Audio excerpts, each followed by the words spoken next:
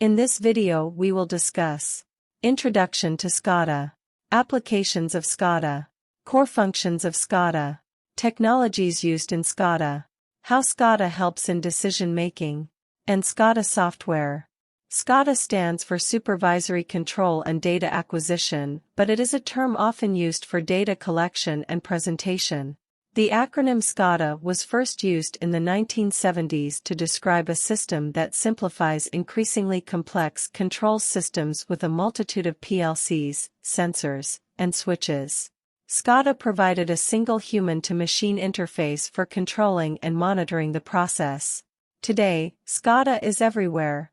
The temperature control in your home, the water you drink, the car you drive, the gas you pump, the power you use, flights you take, and much more depend on a SCADA system. SCADA is normally a software package designed to display information, log data, and show alarms. This can be graphical and tabular and can involve words and pictures. The software would normally be installed on a computer and all the various signals would be wired back to the central point, CPU, or marshaled and gathered using some form of bus system or direct wired. SCADA can be used to monitor and control plant or equipment. The control may be automatic or initiated by operator commands. SCADA is used in various industries such as oil and gas, wastewater treatment, gas distribution, utility companies, power generation, pharmaceutical and biotechnology, building automation, agriculture and manufacturing, etc. SCADA systems offer real-time data visualization, remote control capabilities, and data logging, making them essential tools for industries that rely on complex and dynamic processes. Their implementation helps optimize operations, increase safety, and reduce downtime, leading to improved productivity and cost savings. The core functions of SCADA include system monitoring by data acquisitioning, automated control of industrial processes and machines, data collection and analysis, perform SQL queries, display graphs, etc. Event and alarm notifications, via email, SMS, or automated calls. Reporting, via making Excel files, etc. SCADA systems rely on sensors to measure parameters such as temperature, pressure, flow rate, and more. Sensors are typically connected to a programmable logic controller, PLC, which converts the sensor data into digital signals that the SCADA system can process. PLCs are microprocessor-based controllers that are used to control industrial processes and equipment. They are often used to control motors, valves, and other devices that are used in industrial automation.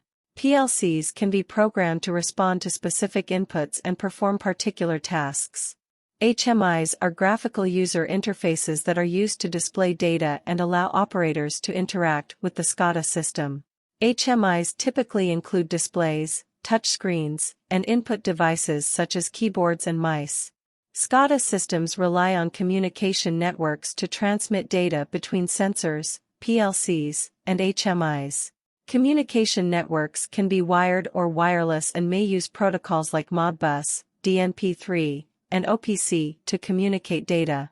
SCADA systems typically include data storage and analysis capabilities that allow operators to review historical data and identify trends and patterns in the performance of the industrial process or equipment. This data can be used to improve process efficiency, identify areas for improvement, and make more informed decisions about the system's operation. How SCADA helps in decision-making. For example, the SCADA system might notify an operator that a batch of product is showing a high incidence of errors. The operator pauses the operation and views the SCADA system data via an HMI to determine the cause of the issue. The operator reviews the data and discovers that specific machine was malfunctioning. The SCADA system's ability to notify the operator of an issue helps him to resolve it and prevent further loss of product. SCADA software is an integrated development environment which allows creation of SCADA HMI applications. Several SCADA software from various manufacturers are available, with significant differences in price and performance. The choice of the SCADA software most suitable for the application to be developed depends on several factors, as well as personal preferences, but is generally based on the complexity of the project, the required performances, any constraints imposed by the client and the available budget. You should also consider the learning time, which is usually higher in case of a more complex SCADA software. As a general rule, the choice of a complex SCADA software is justified when the project involves a large and high-cost plant, for which software cost and learning time are no longer relevant. In the case of small to medium projects with a limited budget, it is advisable to move towards SCADA software that have a lower cost and require a shorter learning time.